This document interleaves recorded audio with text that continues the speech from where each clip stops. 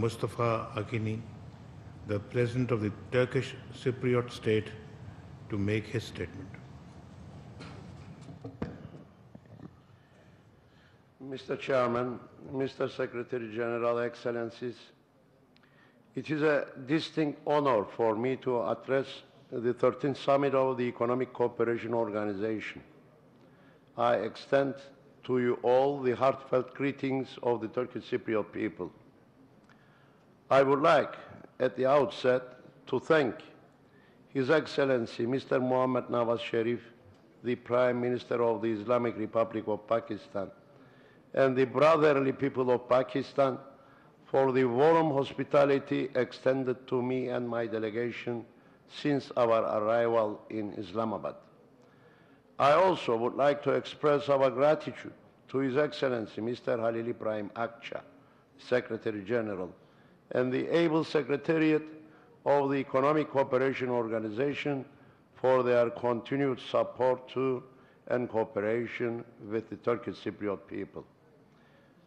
Mr. Chairman, I am pleased to witness that through the continued cooperation and relationship between the Turkish Cypriot State and ECO, as well as its member states, we are in the process of developing mutually beneficial relations. Yet, I believe there is still room for progress. Solidarity and support from ECO and its member states is of utmost importance in furthering and deepening the already existing relations between the organization, its member states, and the Turkish Republic of Northern Cyprus. As the Turkish Cypriot state, we would like to contribute more effectively to the organization's work, develop closer relationships with other member states, and foster cooperation in fields of mutual interest. We will definitely like to see our people engaged in more economic, cultural, and social interactions. The relationship between the Turkish Cypriot state and ECO can be further developed through reciprocal visits, and we will be honored to host delegations in order to take up and discuss matters of mutual interest. Excellencies, in the past, the Turkish Republic of Northern Cyprus has shown that it has the capacity to successfully host ECO events such as the workshops on tourism in 2015, ECO First University Sport Games in 2013, and the workshop on management of wastewater and cleansing technology in 2004. Now, we are willing to host more events in the upcoming years. In fact, we have offered to co-host events with Turkey in 2017, namely the expert group meeting on ECO tourism, meeting on protected areas, meeting on ecosystem services, and second workshop on capacity building and best practices on biodiversity issues. I hope and trust that ECO will recognize the benefits of hosting meetings in North Cyprus. Honorable Chair, Excellencies, how can the Turkish Republic of Northern Cyprus contribute to and benefit more effectively from the organization's work? How can this lead to the development of closer relationships and cooperation in the field of mutual interest with brotherly member states and their people? How can we bring our people closer to each other? Let me elaborate on these issues briefly. As you are all aware, currently the Turkish Republic of Northern Cyprus is under economic isolation. There are no direct flights or trade except from Turkey. And we do not have access to international financial institutions. Under these difficult circumstances, we are working hard to find lasting peace in Cyprus. Since I took office in April 2015, 20 months ago, I have been giving my utmost effort to find a comprehensive solution. So far, we have come a long way.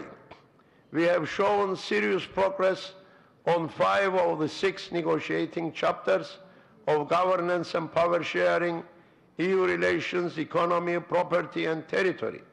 We have even started discussing security and guarantees chapters at a 5-party conference with the participation of the island's 3 guarantor countries, namely Turkey, Greece and the United Kingdom.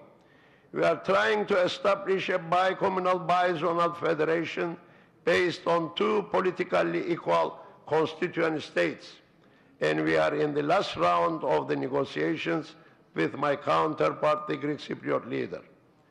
Unfortunately, the negotiations came to a halt last week after a vote in the Greek Cypriot House of Representatives decided that 1950 plebiscite on enosis, meaning union with Greece, should be commemorated in Greek Cypriot public schools. The decision on education was brought to the House's agenda by the fascist and racist black shirt of Elam and like-minded deputies, and was passed after deputies from my counterpart's own ruling party abstained. Enosis was the root cause of the Cyprus problem. It is fundamentally against the spirit of reconciliation and peace, since the plebiscite of Enosis ignored the existence of Turkish Cypriot people. It was because of Enosis and aspirations to unite the island with Greece that the 1960 Republic of Cyprus collapsed in 1963. Following the Grouchy-Tabak military coup, which aimed Enosis once again, the island was divided into 2 in 1974. Turkish Cypriots are expecting to see that Mr. Anastasiadis, my counterpart, will put forward the efforts necessary to reverse the decision. Only then can we resume our talks to find a comprehensive solution.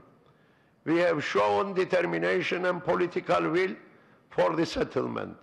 What is needed is to see the same attitude from the Greek Cypriot leadership.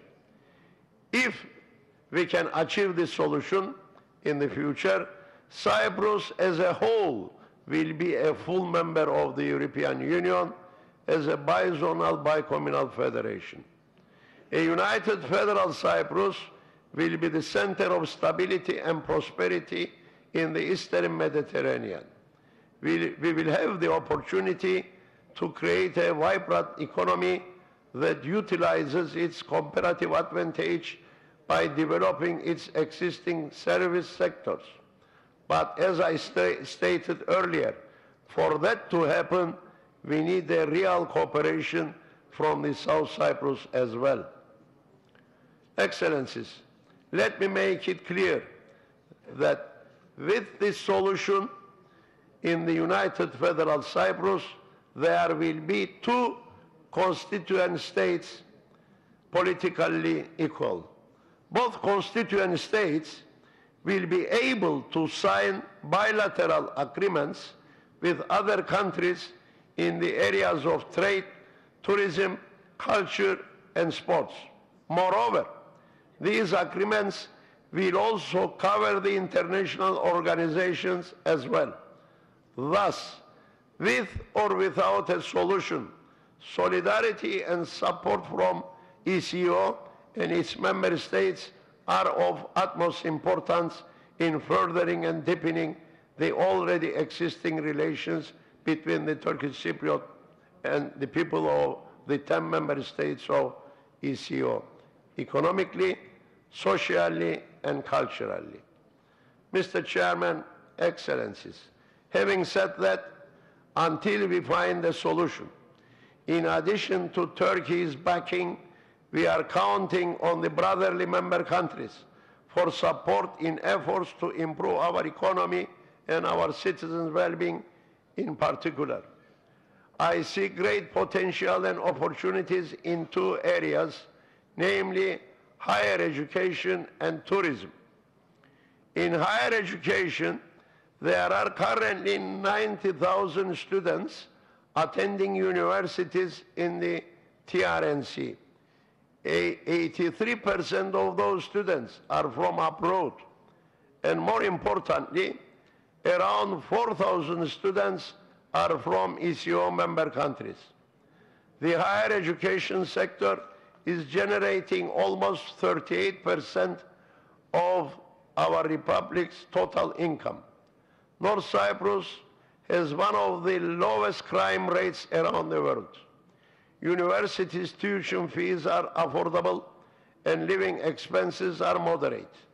Indeed, we would like to see more students arriving from brotherly member states, and we offer attractive scholarships to students from ECO member countries. At the same time, we will be more than happy to contribute to the organization's work more effectively by sharing the scientific expertise, research and development that is being undertaken by the research centers at our universities. We are ready and capable of contributing projects, workshops, and training activities in the areas of economic research, statistics, human resources, and sustainable development.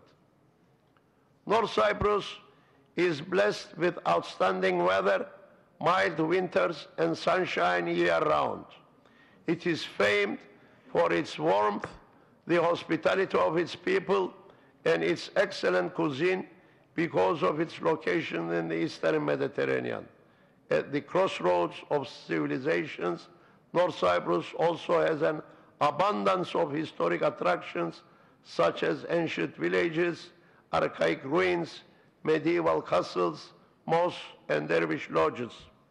North Cyprus is an ideal place to go hiking with an incredible wealth of unique flora and fauna.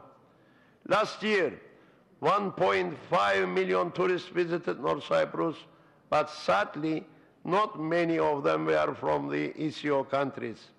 We would be delighted and honored to have more visitors from brotherly member states. In concluding, Mr. Chairman, we share the vision of a prosperous ECO region as a free trade bloc which promotes economic growth, global peace and stability. To this end, we would like to improve our trade as well as cultural and social relations with brotherly member countries. I would like to thank once again the Secretary General and the ECO Secretariat for their efforts in making this meeting a great success. I thank you all for your most kind attention.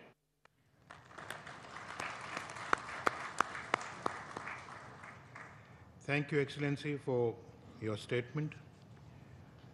I